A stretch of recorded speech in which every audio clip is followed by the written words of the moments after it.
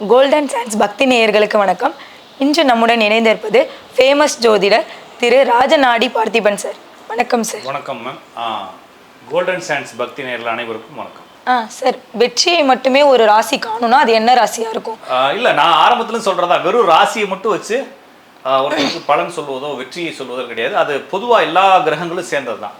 அப்போ ஒரு மனிதன் வெற்றி அடையணும்னா என்ன விஷயத்துல வெற்றின்னு இருக்கு. ஒரு மனிதன் வாழ்க்கையில வெற்றி அடையணும்னா திருமண பந்தத்துல வெற்றியா, பொதுவாக வெற்றின்றதை நம்ம கேரியர் டெவலப்மெண்ட்டை தான் வெற்றின்னு சொல்கிறோம். ஒருத்தர் திருமணத்தில் வெற்றி அடைஞ்சிட்டான்னு யாருமே பேசுறது கிடையாது.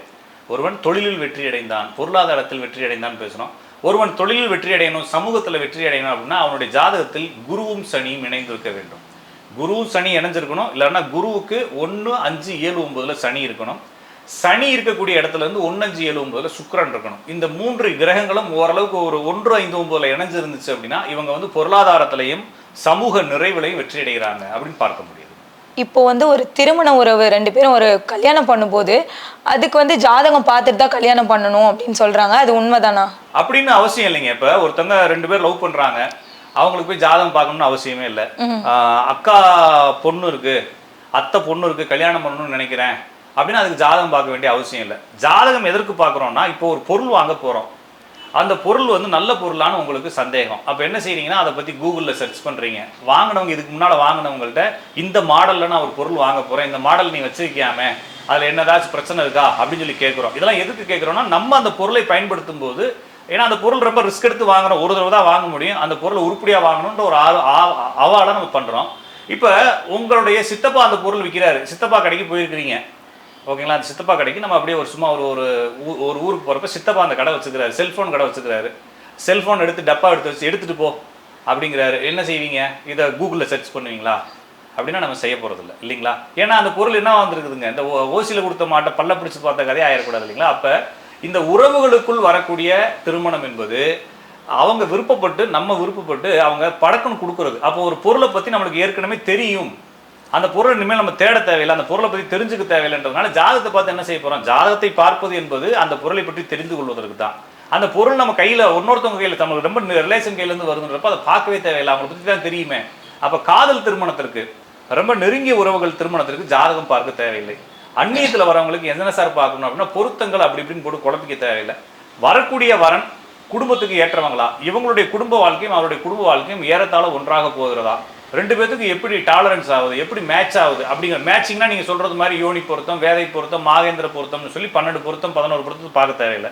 ஒரு கட்டத்தை எடுத்து பார்க்குறப்ப இந்த ஜாதகத்துக்கு 2 திருமணம் இருக்குது, நம்ம பையன் ஜாதகத்துக்கு 2 திருமணம் இருக்குது, வரப்புள்ள ஜாதகத்துக்கு அப்படி எதுவும் இல்லைன்னா என்ன செய்வீங்க? இது பொருந்தி போகலன்னு சொல்லுவீங்க.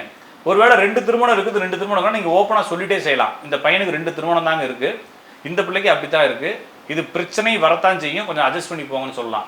எதாக இருந்தாலும் ஓப்பனாக சொல்லலாம். இப்போ நிறைய பேருக்கு இப்போ 2 திருமணம் இருக்குன்னு ஒரு பையனுக்கு பார்த்துட்டோம், அவருக்கு நம்ம என்ன செய்ய முடியும் அப்படின்ற கேள்வி இருக்குது. கண்டிப்பாக அவர் 2 திருமணம் செஞ்சு தானே ஆவார்.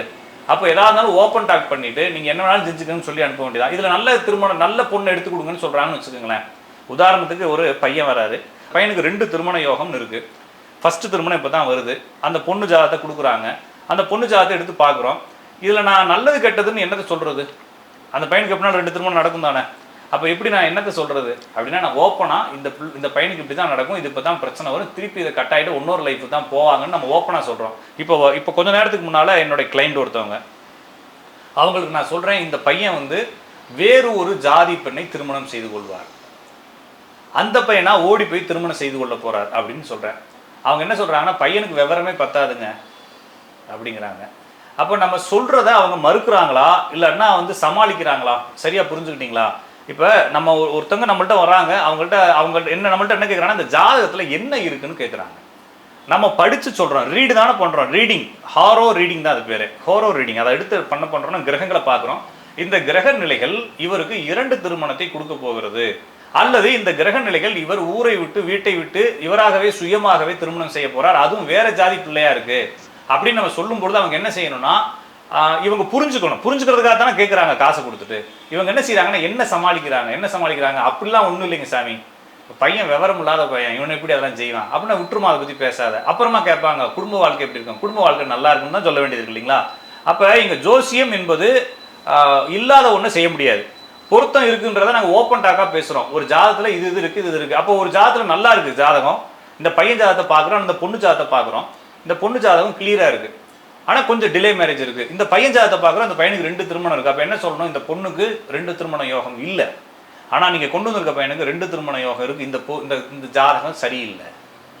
புரிஞ்சுக்கிட்டீங்களா? அப்ப வெறுமனே நட்சத்திர பொருத்தம் பார்க்காம சித்திர நட்சத்திரம், சுவாதி நட்சத்திரம், ஒருத்தர் சொல்ற சுவாதி நட்சத்திரத்துக்கு நட்சத்திரமே பார்க்க தேவையில்லைன்னு சொல்லி பஞ்சாங்கத்தில் போட்டிருக்கு சார், நாங்கள் பார்க்காம கல்யாணம் பண்ணி வச்சோம், டிவோர்ஸ் ஆயிடுச்சு. அப்போ சுவாதி நட்சத்திரத்துக்கு டிவோர்ஸே ஆகாதா சார்? சுவாதி நட்சத்திரத்துக்காரங்க வீட்டுக்காரங்க செத்தே போக மாட்டாங்களா சார்னா என்ன வேணாலும் நடக்கலாம், ஆனால் ஜாதகத்தை பார்க்கணும். ஜாதகத்தில் 9 கிரகங்கள் மாறி மாறி உட்காந்துருக்கு இல்லையா, அது ஒரு லாங்குவேஜ் தானே, அப்படின்ற மாதிரி பார்த்து முடிவெடுக்கணும். இது வெறுமனே இந்த நட்சத்திரத்துக்கு இந்த நட்சத்திரம் பொருந்தும் இப்படின்ற மாதிரியோ, இந்த பேர்களுக்கு இந்த பேர் பொருந்துன்ற மாதிரியோ, இந்த ராசிக்கு இந்த ராசி பொருந்துன்ற மாதிரியோ ஒரு விஷயம் இல்லை. இந்த ஜாதகமும் ஏறத்தாழ ஒரு மாதிரியே போகணும். அப்போ ஒரு ஜாதகத்தை எடுக்கிறீங்க, ஒரு பெண் ஜாதகத்தை எடுக்கிறீங்க, 4 மூளை, அதாவது வந்துங்க தனுசு, மீனம், கன்னி, துலாம், கன்னி, மிதுனம், இந்த 4 ராசிகள்ல செவ்வாய் இருக்குன்னு வச்சுக்கோங்களேன். அவர் கல்யாணம் பண்ணிக்கக்கூடிய ஆண் ஜாதகத்துல அதே தான் இருக்கும். அதே மாதிரி செவ்வாய் 4 காரணம் இல்லை எங்கேயாச்சும் இருக்கும். ஒரு ஜாதகத்துல சூரியன் புதனும் தனித்து ஒரு ராசியில் இருக்குன்னா அந்த நபரை திருமணம் செய்யக்கூடிய நபருடைய ஜாதகத்திலையும் தனித்து சூரியன் புதன் இருக்கும். சூரியனும் சந்திரனும் 1-9 இருந்துச்சுன்னா அதை கல்யாணம் பண்ணிக்கக்கூடிய நபருடைய ஜாதகத்தில் சூரியன் சந்திரன் 1-9 தான் இருக்கும். இது மாதிரி ஒரு பெரிய காம்பினேஷன் இருக்கு. அதை பார்க்குறப்ப நமக்கு தெரியும் இந்த பையன் தான் இந்த பொண்ணு தான் அப்படின்னு. இருந்தாலும் இதையும் தான் கல்யாணம் செய்ய வேண்டும் என்று கண்டுபிடிப்பதற்கு இந்த ஜோசியத்தில் உலகத்தில் யாரும் கிடையாது. இப்போ நிறைய பேர் கேட்பாங்க, சார் நான் ஒரு பையனை லவ் பண்ணுறேன், அந்த பையன் ஜாதகம் தானே இது கண்டுபிடிச்சு சொல்லுங்கன்னு வாங்க. அதுக்கெல்லாம் ஆள் கிடையாது. ஏன்னா அப்படி யாருனாலையும் கண்டுபிடிக்க முடியாது. ஏன்னா யாருக்கு பொருந்துவார்கள்னு இங்கே உலகத்தில் எதுவும் கிடையாது. இது நம்மளா ஒரு மிருகங்கள் மாதிரி, நம்மளா ஒரு சோசியல் சிஸ்டம் வச்சுக்கிட்டு இருக்கோமே தவிர இந்த பொண்ணுக்கு இந்த பையன் தான், இந்த பையனுக்கு இந்த பொண்ணு தான்ன்றது எதுவும் கிடையாது. ஏன்னா லைஃப்பை யதார்த்தமாக பார்க்கும் பொழுது அவங்க ஆரம்பத்திலேருந்து சாகிறதுக்குள்ள பல பேரை கடந்து வர வேண்டியது இருக்குது, நிறைய பிரச்சனைகள் இருக்குது. அதனால யாரோட பொருந்துவாங்க, யாரோட வாழ்வாங்கன்றதெல்லாம் இல்லை. இவங்க வாழ்க்கை எப்படி அனுபவிப்பார்கள், இந்த பெண்ணோடு இந்த ஆணோ இந்த திருமண பந்தங்களை எப்படி அனுபவிப்பார்கள், அதில் என்னென்ன இடையூறுகளை கடந்து வருவார்கள் நம்ம சொல்ல முடியுமே தவிர, அது மட்டும் இல்லாமல் இந்த ஜாதகத்தில் இருக்கக்கூடிய கிரக இணைவுகள், இந்த பையனுடைய பெயர்கள், இந்த பொண்ணுக்கு வெங்கடேசன்ற ஒரு பையன் வருவார் அப்படின்னு நம்ம சொல்லுவோம். நான் போன வாரம் சொன்னேன் மோகன் ஒரு பையன் வருவாருங்க இந்த பொண்ணுக்கு அப்படின்னு சொல்கிறோம். போன ஒரு 2 வாரத்துக்கு முன்னால் சொன்னேன். போன வாரம் அவங்க அப்பா ஃபோன் பண்ணி சொல்கிறாரு, சார் அந்த பையன் பேர் மோகன் இல்லை, அவங்க அப்பா பேர் மோகன் சொல்கிறாங்க. அப்போ ஜாதகத்தில் இருக்கக்கூடிய அந்த உறவுகள் எங்கேயாச்சும் வருமே தவிர நம்ம பெர்ஃபெக்டா இதுதான் அப்படின்னு சொல்லி அடிச்சு சொல்றதுக்கு இங்க ஜோசியத்தை, ஏன்னா ஜோசியம் என்பது அனுமானத்துறை தான். ஏன்னா நான் அடிக்கடி சொல்றது என்னன்னா, நான் ஜாதகரை கூராய்வு செய்யவில்லை, நான் ஜாதகத்தை கூராய்வு செய்கிறேன். அவர் பிறந்த தேதியை தான் நம்ம பார்த்துக்கிட்டு இருக்கோமே தவிர ஜாதகர் அப்படியே தான் உட்காந்துருக்காரு தனியாக, அவர் நம்ம டச் பண்றதே கிடையாது. அப்ப அந்த பிறந்த தேதி அடிப்படையில் இவருக்கு இப்படி வாழ்க்கையை அமையலாம்னு பார்க்குறோமே தவிர, அப்ப நெருங்கி போகும் பொழுது சொல்லலாம். இதுல நான் சொல்றது போல திருமண பந்தங்கள், திருமண சொந்தங்களுக்கு பொருத்தம் பார்க்கறது ரொம்ப நெருங்கினவங்களா இருந்தால் தயவு செய்து ஜோசியத்தை ஜாதகத்தை சுத்தாதீங்க. ரொம்ப குழப்பமா இருக்கு, 40 வயசு ஆகி போச்சு சார். ஒருத்தவங்க கேட்குறாங்க, சார் எனக்கு திருவாதிரையில் ஒரு பொண்ணு வந்திருக்கு சார், அது வேணான்னு சொல்றாங்க நிறைய ஜோசிக்காரங்க அப்படிங்கிறாங்க. அவருக்கு 48 வயசு. 48 வயசுல 500 பொண்ணு வரிசையில் நிற்கிற மாதிரி ஒரு திருவாதிரை ரிஜெக்ட் பண்றாரு. உனக்கு வாழ்க்கையில் ஒரே ஒரு திருவாதிரை பொண்ணு தான் வரப்போகுது, இனிமேல் உனக்கு வாழ்க்கையில் பொம்பளையே பார்க்க போறதில்ல, அதுக்கு ஏதாச்சும் 10 நாள் வாழ்ந்தாலும் கல்யாணம் பண்ணிட்டு போயான்னு சொல்ல வேண்டியது இருக்கு இல்லைங்களா?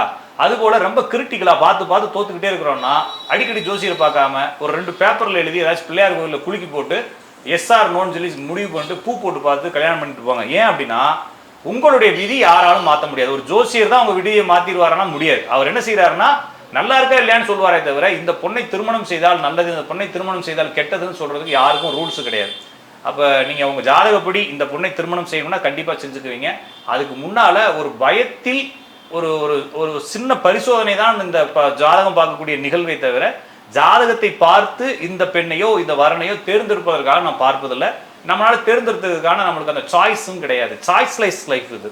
உங்களுடைய தேர்வுகள் இங்கே எதுவுமே கிடையாது, எல்லாமே அதாவே நடந்துகிட்டே இருக்கும், அதுதான் விதி. எனவே நாம் கொஞ்சம் பயத்தை போக்குவதற்காக தான் அந்த திருமண பந்தங்கள் பார்க்குறோம், திருமண பொருத்தங்கள் பார்க்குறோன்றதை தெளிவாக புரிஞ்சுக்குங்க. இது வரைக்கும் நான் கேட்ட கேள்விக்கு தெள்ளந்தெளிவா பதிலளித்ததுக்கு ரொம்ப நன்றி சார். நன்றிங்க. நேயர்களுக்கும் நன்றி.